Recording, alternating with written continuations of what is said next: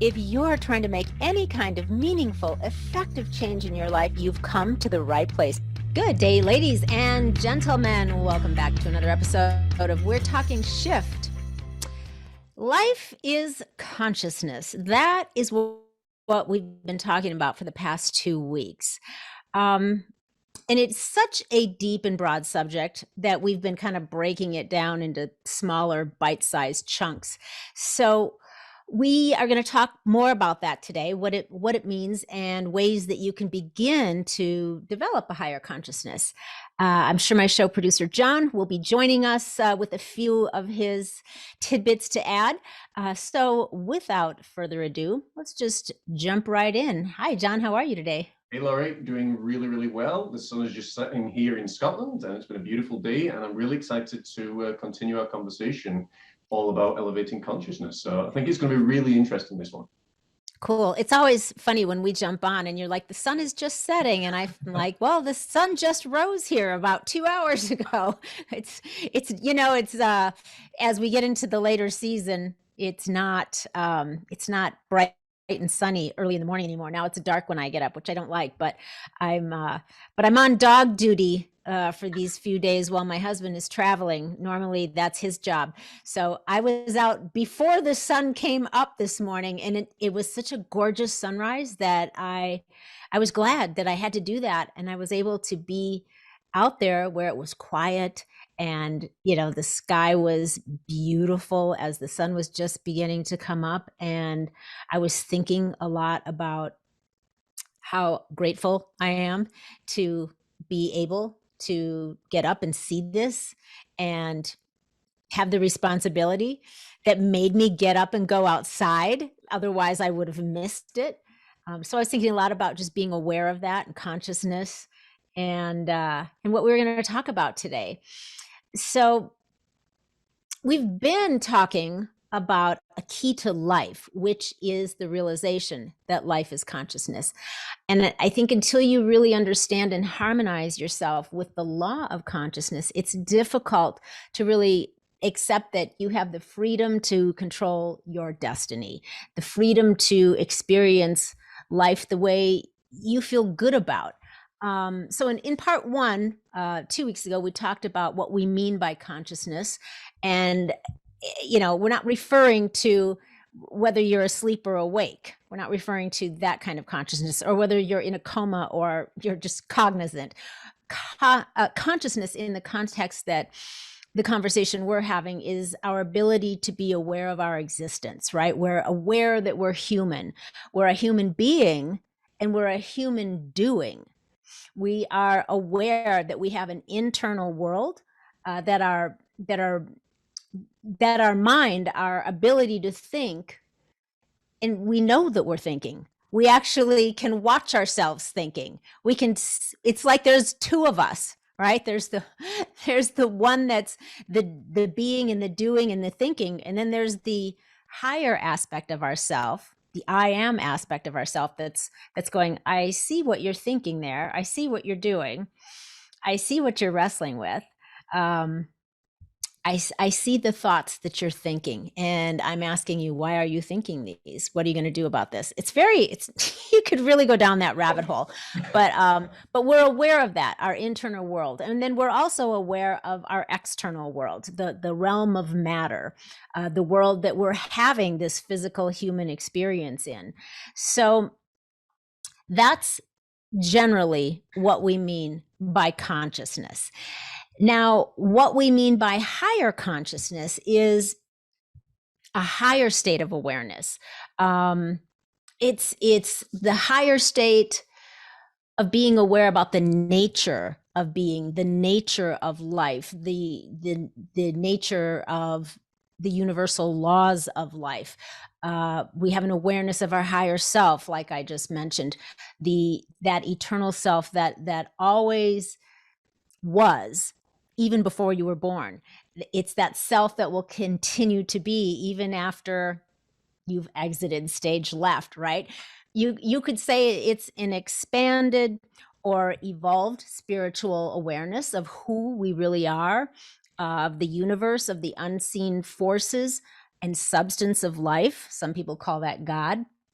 Or if you don't like or you don't jive with the spiritual reference, then you might say it's an awareness of the source energy from which all life flows. You could call it the quantum field of possibilities from which all is created. So there's a higher level of consciousness that surpasses our conscious mind. It's the ultimate consciousness. It's the awareness of your higher self. So we want to be on a quest, I think, to raise our consciousness, because the higher the level of consciousness that we can attain, I think the more grace we have in accepting ourselves and accepting our fellow human beings, the more control we have over how we experience life, and the more capable we become of rising to our full potential and really being able to create a life that we feel good about. Are you with me? I'm absolutely with you. It's a lot to take in. But one thing I suppose that's coming back to me over and over again is what you started with right at the beginning of the show, which was that you had to get up because the dog was there. Now, you see that on, the human scale, and you might say, oh, damn dog, where's my husband? You should be taking this. But then when you think about it a little bit more, and I take, the route that everything is divinely appointed. And with that, you were meant to get the dog so you could be out there to explore and be aware of, oh my goodness, look at the sunrise. This is incredible. Over here, the sunrise is a lot later now. So you can see it at sometimes 9 o'clock in the morning, maybe a little bit earlier. But it's having that awareness, like you said, Loree, that, there is something more that's going in. And even if you're not, a spiritual person, a faith-based person, you can still have that awareness and appreciation to look out of your window and be like, wow, the sun, the sky is beautiful. Or, when it comes to summer and spring, the grass is a deeper green and everything seems more colorful, more saturated. Whereas, in winter, it's sleepy, but when snow falls, it looks so clean and fresh. You can have that appreciation. You can have appreciation for your body as well. That's like, it works. I can see, I can speak, and it doesn't take much, to be appreciative and grateful for what you have. Because I think when you become aware that when you are thankful for what you have, all of a sudden, then, like by magic, you start getting more of it. And when you become negative for what you have, all of a sudden you can find yourself losing, so it works almost in tandem. Oh, yes. It's that awareness for me that's so important, especially with the I am principles and so much more that's there. It's really important to have that awareness. And I think now, hopefully, more and more people are starting to wake up to that they realize, wait, I actually do have a lot of control over what's going on inside me and how I feel and how I perceive the world. I might not have a whole lot of control about my external world, but I have a lot of control on my internal world. So that's Right. That's absolutely, definitely. Yeah. And that's such a good point. Again, I didn't even think about it until you brought it up, but the whole thing with just now I have to get up and do something that isn't my normal getting up Yeah. morning routine. But I do look forward to it because I know that every time I have to do this, I get out there and I'm so excited. I'm so grateful. And it sets the tone for the day.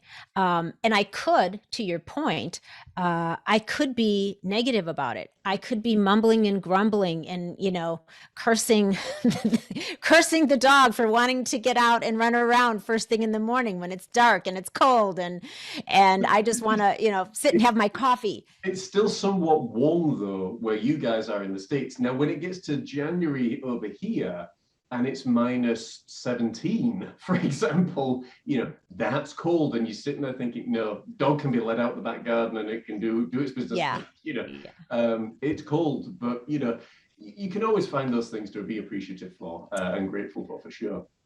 Well, and when you put yourself in that mindset, instead of being negative and grumpy and, cursing, oh, this is my life, which is what a lot of people are doing. They're just so disgruntled with what they've created, what they think has been created for them. But we've all had a part in creating what we're experiencing, to a large degree, larger than what most people would like to, cop to. True. But you know, when you shift the thinking and you're looking for what is nourishing me about this, what is good about it, what's positive about it, how can I look at this from a different perspective, it completely changes your entire experience.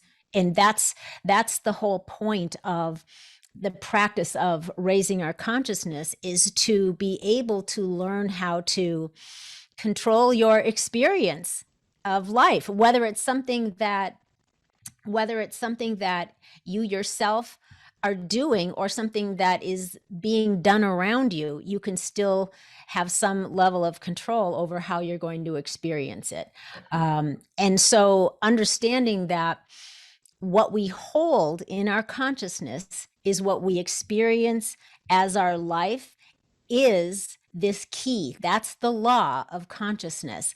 Our consciousness is formed and influenced by our thoughts and beliefs. So clearly the place to start learning how to raise your consciousness or create a higher level of consciousness is by examining the predominant thoughts and the long-held beliefs that we have. And I mean, if you think about it, we are literally thinking and believing our way into how our life unfolds, because those predominant thoughts that we think, and I'm not talking about every single thought that flits through your mind, because thousands and thousands a day of thoughts go through our minds, right?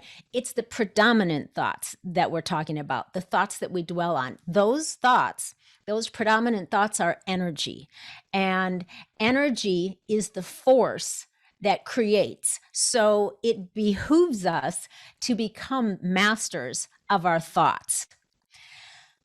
So now, right, we create our thoughts by, I just find this really fascinating when you really break it down. It's not that complicated. It's hard to do. It's a practice, but it's not complicated. I mean, if you think about it, our thoughts, well, we create with our thoughts by assembling them into ideas, right? So, like, for example, something most of us can relate to. Growing up, we see demonstrated before us the way that other people are living their lives, right? We see how our parents are living their life and interacting, and everybody around us in our environment. And what we don't realize is that because we're still young and we're just like sponges absorbing everything, right? So all of those ideas about and demonstrations are planted in our minds, right? And then we end up kind of doing and expressing in a similar fashion, which for the average person is usually, I go to school and then I'm going to get a job, and then I'm probably going to get a partner, and then I'm going to perhaps have children and a family of my own, and then I'm going to create a lifestyle. End of story. That's right. So unless you have a conscious awareness of that, those are ideas and things that, you know, have influenced you, and a lot of times we just end up doing things by default because we just haven't stopped long enough to examine, are those beliefs and those behaviors actually something I want to change, can change, should change, you know. So to begin to raise our consciousness, to come back to that, we have to understand this innate power within us to create our life experience. And if we don't, we just tend to do what others do. And then we create our lives oftentimes from our perceived limitations rather than our potential. Because we're just modeling what we see around us. You know what I mean? Well, the whole thing about it is, you know, to supposed to give a demonstration, you know, when you come into this world, you know, you come in pure and happy, and, you know, you're innocent and as close to perfection as you can be. And then what I find really interesting is you are then taught, like you were saying, Loree, you know, how to love or how to hate, what to hate, how to be prejudiced, and all of these other things. And you're then conditioned. Now, what often happens is, as you get older, you forget, you know, or a lot of people seem to forget about the divine within them. and then they, like you say, you just go along this consciousness, this somewhat, close to the bottom of consciousness. And Mhm. they think, again, like you say, you go to school, you go to high school, you go to college, university, partner, on and on and on, retire, die. That's your life planned out for you. It's not exactly a very fulfilling one. But that's for a lot of people that's there. They just go with the grain. And then when you are able to, certainly for me, I know when I was able to actually take a step back and say, okay, just because my dad said that, my granddad said that, my grandma said that, my aunties, uncles, whatever said that, it doesn't mean that I need to respond in that way. And equally, it doesn't mean that you need to be frightened of saying, well, I don't agree with my mom and dad.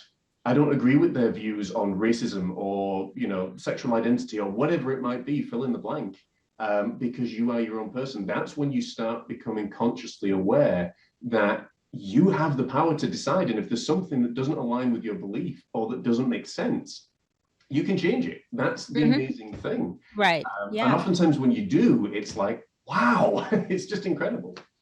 It's really, Yeah, you can have a new idea. mm, You can have a new idea, a different idea than anyone else that in your life that has influenced you, or helped mold you. Uh, so I think realizing that everything that has ever been created that we as humans are aware of, it began with an idea. If you consider this, and following that idea then is an intention. So you get an idea, and then it's like, what are you going to do with it? What's the intention to do with this idea?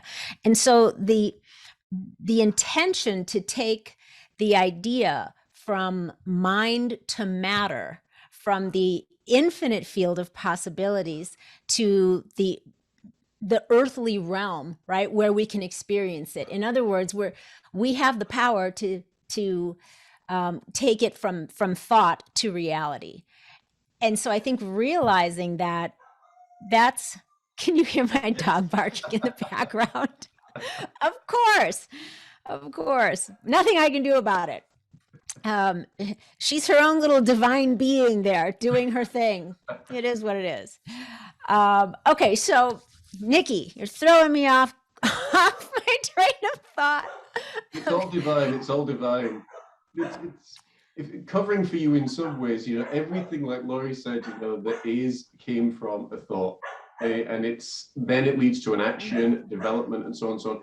And if you look in your own life, everything or everywhere that you are right now currently is a result of the thoughts that you've had or the thoughts that you've allowed into your life. I think that's where you were going, Loree.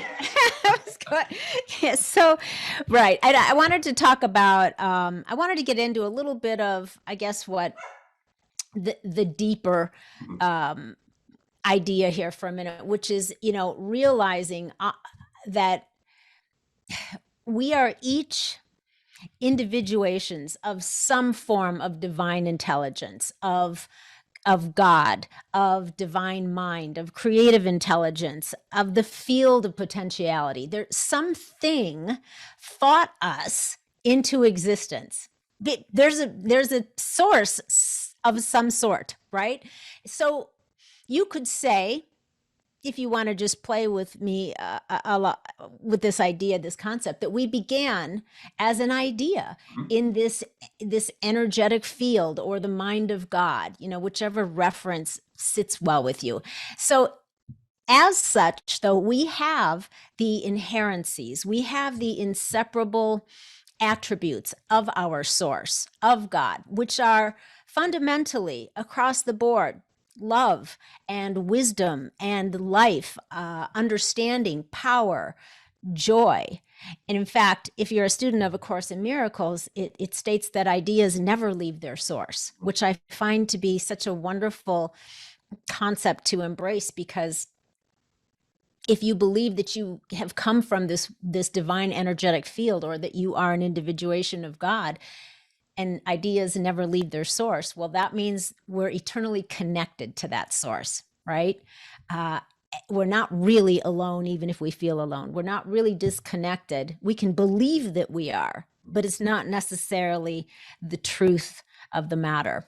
So I think if we can be open to that realization that we possess the same attributes as that which created us, then we can begin to understand and embrace the idea that we are all also endowed with the power to create. So whether it's an idea to create widgets or rockets or reality shows or to recreate your life, it's all possible because it's the innate potential within us. We just get to choose if and how much we will express that potential. So let's talk about, I thought it would be a good idea to just hone in on a very specific example of something that's common, a common issue for so many people. And I believe it was last week you brought this up as an example too. So we're just going to use that and dive a little bit deeper into it. And hopefully everyone will sort of, this will all kind of come together and make more sense. Let's talk about finances and consciousness. Most people, the average person, is usually trying to, figure it out. They come up against challenges occasionally, and everyone wants to feel safe and secure, and in a way that one of the ways that we do that is by becoming somewhat financially stable, whatever that means to you. But it is tricky for so many of us, right? And I go back to some stats just so that everyone knows you're not alone if you have struggled or are struggling with trying to figure out how to feel safe financially, how to feel like you are not always struggling and wondering how you're going to make it. So 70% of lottery winners go broke. 60% of NBA players go broke within 5 years of leaving the game. 78% of NFL players eventually go broke after leaving the game. We all have known, or maybe we have been that person who makes money but can't seem to hold on to it. Or you're always trying to make ends meet. These are common things. It's like, why are there a few that seems like a very few that don't seem to have this struggle?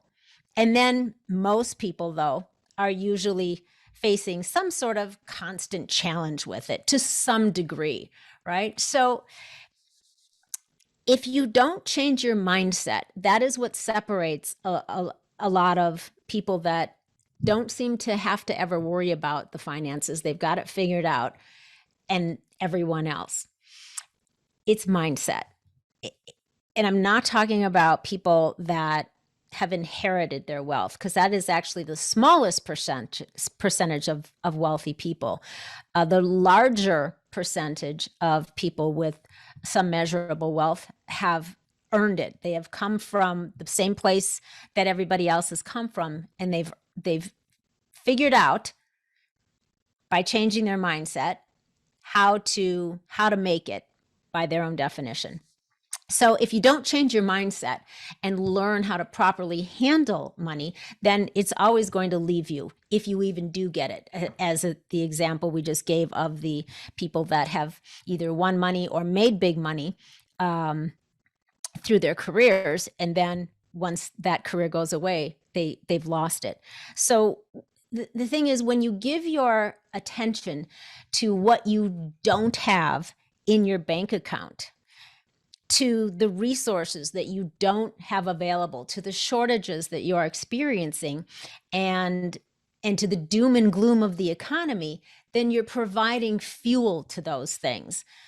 This is where understanding that your thoughts and the predominant thoughts that you think about are energy. So when we say you are giving fuel to those things, you're giving energy to them, and it is a very real thing. You may not think it is, but that doesn't mean it's not true. Every scientist will tell you, every quantum physicist will tell you, everything is energy. There isn't anything that's not energy. They can measure the energy of a thought. So it's not us just saying we think, it is. So the energy being directed to what you don't have and what you fear might happen actually makes those things grow. You create more of it. So whether or not you caused them, you give them reality by your consistent negative thoughts and by talking about them all the time. That's the other thing we have a tendency to do, because when we're struggling with something or we're stressed about something, a lot of times we talk about it, trying to sort it out, or we're just complaining, or we're worried, we're stressed, so it comes out, right? So when you do that, you literally synchronize yourself with the energetic flow of what's going on, and unconsciously allow it influence your life and your financial condition. Does this ring true to But you, John? absolutely, it's something that I've heard over and over again, and to further your point, Loree, when people talk about it, what happens is you feel it internally, and that's in some ways bad enough. If you've got that negative belief with regards to money, finance, wealth, people will call it filthy lucre or whatever you want to call it. It's an inanimate object. Let's get that clear. It's an inanimate object. I had the same conversation. Is a sheep evil? No. Well, that was used as currency, a long time ago. Was gold evil? No, same thing. It's how it's used. It's how I suppose how the user wants to display their wealth.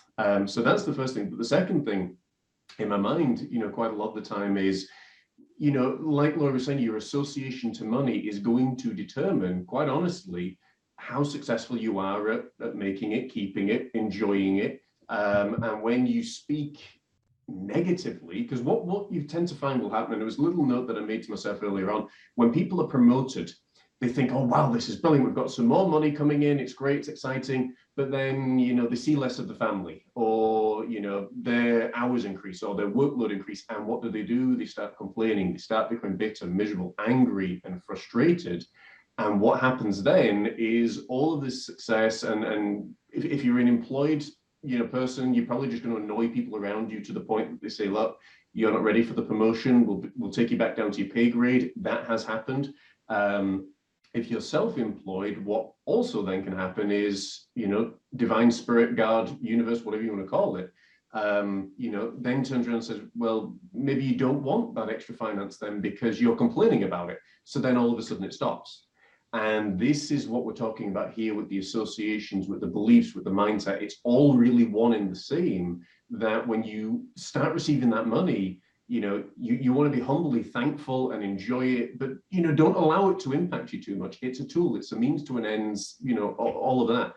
But when a person gets it and then they realize, oh, well, I may need to do a little bit more work, or I need to be, whatever, be very, very careful on how you use your words. It is fundamentally important that you watch and again have that consciousness and awareness of how you use your words, because it is going to have an impact. People use words so flippantly nowadays, and they don't realize actually it has a major impact on what happens. Yeah. I mean, the words, I think about that a lot. Sometimes I think, there is too much emphasis put on words, because it's really what they symbolize. They're just It's maybe the symbols. emotion as well that's behind it. Yeah, exactly. So the emotion that's behind it, the intent that's behind it, absolutely. And I think that's going to be one of the tips that we're going to talk about. So how do we start to shift this mindset so that we can raise our develop a consciousness, develop a higher consciousness. So whether it's money or anything else, we're able to start understanding the connection here and this universal law. So you've got a challenge, you've got a problem. The first thing that you need to understand is you're either going to be, by your thoughts and your level of consciousness, on the side of the problem, or you're going to be on the side of the solution. And the one you choose is the one that you will serve. So don't use the situation like as a crutch. I mean, shit happens all the time. Bad things happen all the time to everyone. We are constantly running up against challenges, right? So you can, that's how we, number one, that's how we grow. That's how we figure out how to become bigger, stronger, wiser, better, fitter, in all aspects, mentally, emotionally, and physically. So you don't have to look at problem. You can look at it as, a puzzle. How do I figure this out? That's a whole different mindset than a problem, right? And that's something that, oh, okay, this is a puzzle. There's an answer or a solution. There's a way to figure this out. That's a better mindset to be in. You want to serve that. You don't want to serve the problem. You don't want to use it as a crutch. You don't want to use it to become bitter and develop a victim mindset. Why does the bad stuff always happen to me? That kind of a mindset. You can choose that, or you can become better and you can find a way. So we need to set our intention. Remember, the intention is what follows the idea. So we need to set our intention on the solutions, and then we practice keeping our attention there. And I talk a lot about intention and attention in my book, Common Sense Happiness, because I think what happens so frequently is, everyone has a good intention. We all want better things and a better way of living, and we all want to grow and expand and have whatever our version of better is, right? That's the evolution of humanity, always looking for a better way. But what happens, so the intention is there, but then what happens is our attention is elsewhere. Our attention is not in alignment with our intention. Our intention is, yes, I want to have this, do this, be that. But then our attention is on, well, here's the problem. What don't I have? What are my limitations? What's going wrong here? What's missing? So all the attention is on the exact opposite things that would support the actual true intention of our heart, right? Absolutely. It would almost be like saying, you want big muscles and then going sitting on the sofa and eating potato chips. Your attention has to be on that which you desire to bring into reality. If you're talking about manifestations or health or whatever it might be.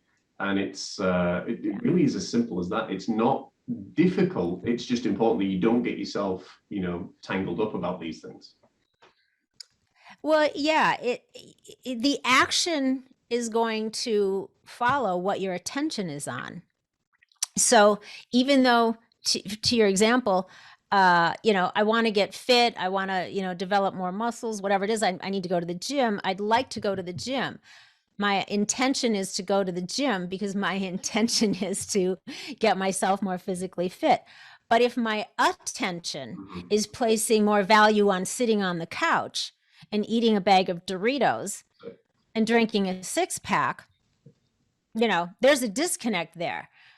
You're going and you're placing more value on something else. So either your intention isn't really that valuable to you, or you haven't been paying enough attention to what you need to do to support that intention, right? Okay, so then another thing is to stop feeling sorry for yourself. And I alluded to that a minute ago, don't become bitter and have a victim mindset. But this is really, really key. Don't feel sorry for yourself. First of all, nobody is attracted to a person who is constantly feeling sorry for themselves, unless they are like-minded people. You read my thoughts. Right? Yeah. So the thing is, and we can come back around to that, but you are either adding to your good, the good that life wants to give you. You're either adding to it or you're taking away from it by your thinking. So negative thoughts, negative self-talk, feeling sorry for yourself are like withdrawals on your good. It's like you're depleting it right? So wallowing in pity digs deeper holes, and it actually repels the opportunities that you want to come into your life in order for you to take the action that leads you to the things you really do desire. Does that make sense? Yeah, absolutely. I mean, it follows on a little bit. I know what we talked about before we came on air, which is the whole I am. It's and it follows on in some ways. We have to be very, very careful about the words that we speak over ourselves, because I firmly believe that they are held with emotion that's behind it. So when people are often, saying that they don't like the way that they look, or that they haven't got enough money, or their appearance, or the family, or whatever it might be, the words then that they're talking afterwards, it's the conversation you have afterwards, it's Mm-hmm. really, really dangerous, because Mm-hmm. what you're doing is you are re-emphasizing what you don't want in your life, and then you wonder why you're all you're doing is attracting it. And when you, again, like Loree was saying, what you focus on is what you are going to attract into your life. That's the simplest way we can put it. What you focus on is what you are going to attract into your life. If you focus on that you don't like the way that you look, or the way that your genetics have, manifested on the planet, or the way that your, cellular structure is presented itself, that's what you're going to continuously have. And one of the things we challenge, sometimes with teenagers and with adults, is pick 3 things. Just start with 3 things that you like about yourself. And if they come back and say, well, I don't like anything, so look, search, develop, think about things, Yeah. because it's the whole I am thing. And that evokes obviously a much deeper spiritual power within inside you, Mm-hmm. like we're talking about at the beginning of the show. The I am within you, that divine spirit, that's there, that's evoked when you use the words I am, because all religions will agree that I am is a sacred name, sacred phrase, connotation, whatever you want to put it out there. And it must be used, and you have to have that awareness, that higher level of consciousness, because, Mm-hmm. and if you don't believe us, just look around how your life is right now. Mm-hmm. That's Mm-hmm. always there. Yeah. It's biblical. It's the I am is the creative force.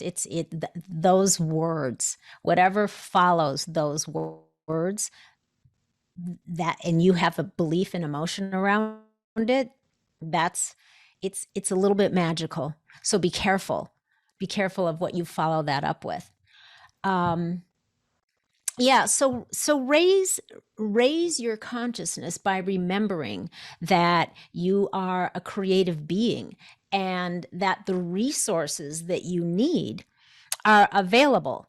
They really are. And that by directing the thoughts that you dwell on to positive and expectant thoughts, you remove the blocks that you've installed by dwelling on fear and negativity. And when you remove the blocks, then you allow the opportunities that can improve your financial condition to flow to you. So understanding that we actually,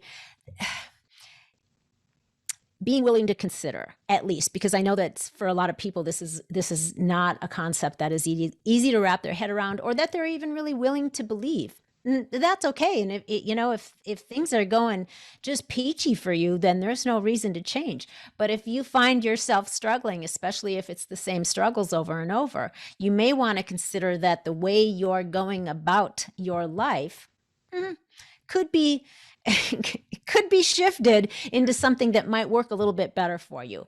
And so what do you have to lose by choosing to experiment with this and just see what happens? So understanding that life really does want to work for you. It's here for you to create, to experience, to do and be and have those things that are desirable to you, that you deem valuable. So if you've installed blocks in your mind by saying, well, I'm limited, I can't do this, I can't be this, I can't have that, I always have this problem. I always have these kinds of people. I always have, then that's the structure and the experience that you have put in place. So you need to disassemble those blocks and those negative beliefs and actually ask yourself, are they really true?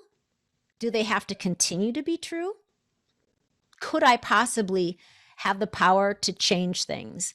And if you had the power to create all this crap in the first place, then you have the power to undo it. You have the power to pivot. You have the power to shift your thinking and create something new. Every single minute that you are alive, awake, that you're breathing, that you're thinking, you have the power to shift it.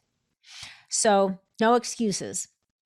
And it's important as well not to be afraid of it, because I think a lot of the times people become afraid of conversations like this because of how they've been conditioned. And, you know, when you see two folks like you and I just talking about it very normally, and not in a blasé way, but in, you know, in a very relaxed way, it should be non-threatening, because, you know, at the end of the day, we're not putting anything out there that's like, you need to do this, you have to become this, we want you to join this, this, and this. It's like, ask yourself that question. Are you truly happy and fulfilled with the life that you've got right now?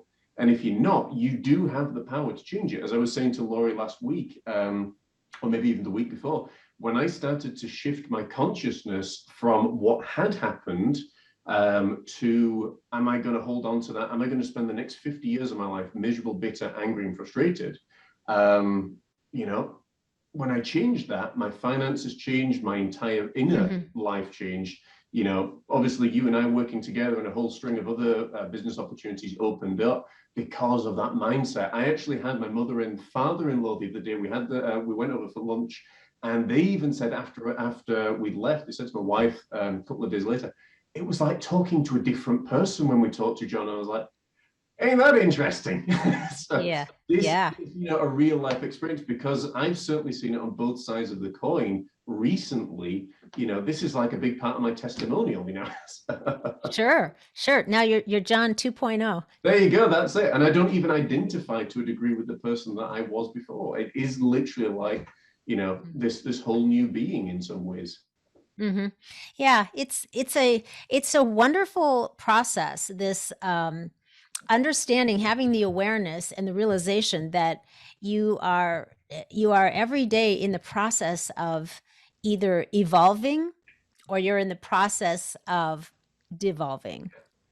So just pick what do you want to do? Do you want to continue to expand and evolve? And if you do, then there are some ways that you can do that. There are some things that you need to be thinking about, to be aware of. You need to understand the power that you have to continue to evolve. And if you're not evolving, if you're not growing, if you're not expanding, you're either just stuck, you're just staying the same, which isn't, I don't think, necessarily a good thing indefinitely, or you're going the other way. And it goes without saying that that's usually not a good thing, right? So I just think as we start to come to a close here, I think remembering that no matter how dire situations seem to be, either in the world out there or in your own backyard, close to home, what matters most is how you deal with them in consciousness.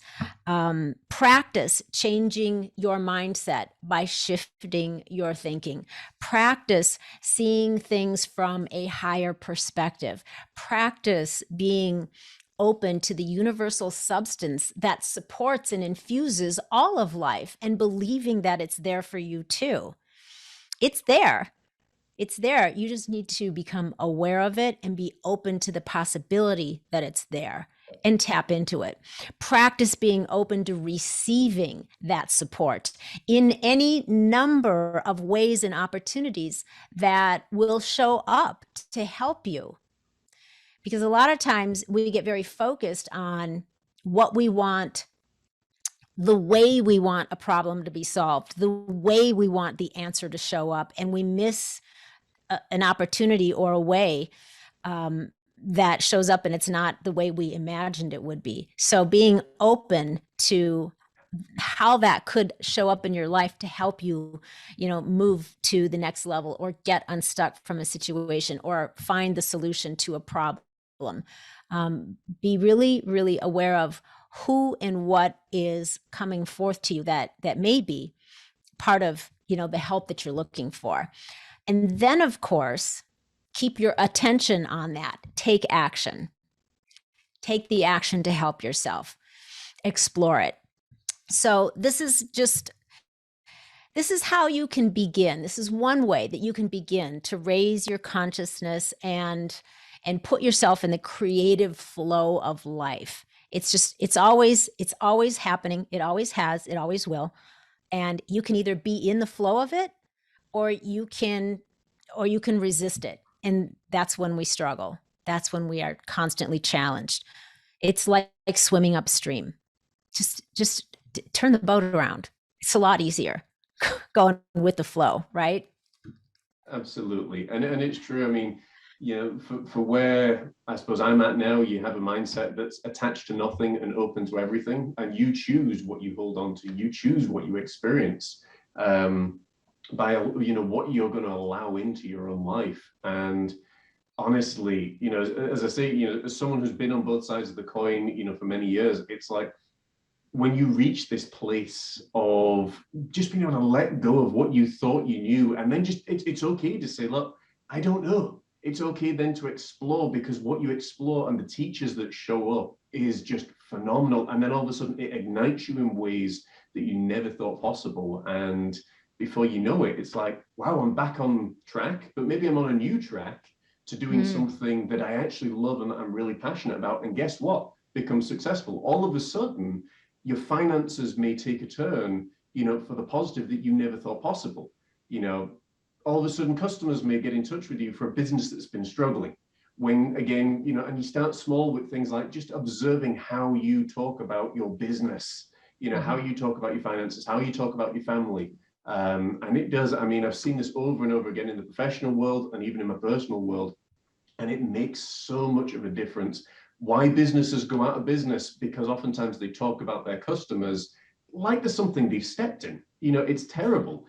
And the ones that come back from the brink of demise, because they all of a sudden got that mindset of, hey, my customers actually pay for this. My customers actually provide the kind of life, in terms of the external, divine spirits obviously providing and so on and so on.